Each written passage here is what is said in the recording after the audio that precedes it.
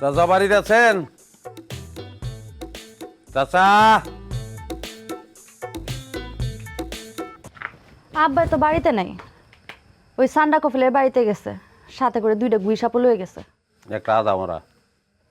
তুমি জানলা কেমনে?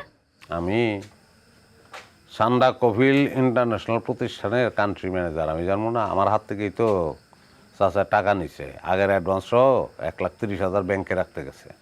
ও, তাহলে তো তুমি সবই জানো। আমার আব্বাই যে বাড়িতে নেই এটাও জানো, তাহলে আব্বারে খুঁজতে আইসো কেন?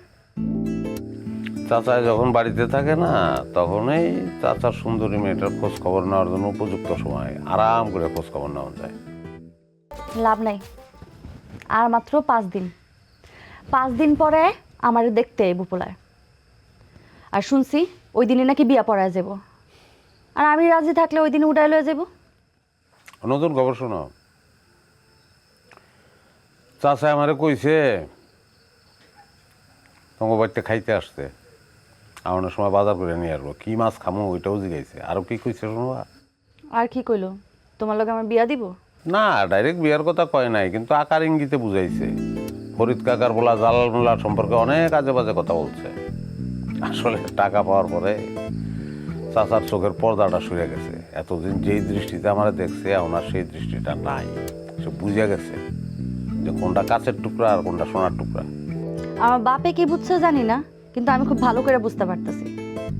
তুমি একটা বাটপাড়ি প্রতিষ্ঠানে চাকরি লইছো, এখনো সময় আছে, ভালো রাস্তায় ফেরত আসো।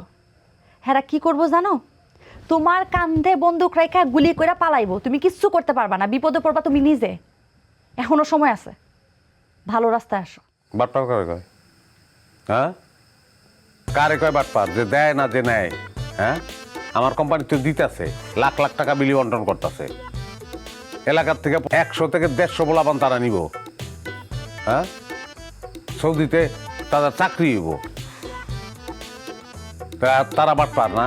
তুমি কইলে আর এটা আমি শুনবো? আচ্ছা, আমার ভালো দেখলে তোমার এত জল কেন কত? তুমি না ভালোবাসো আমারে?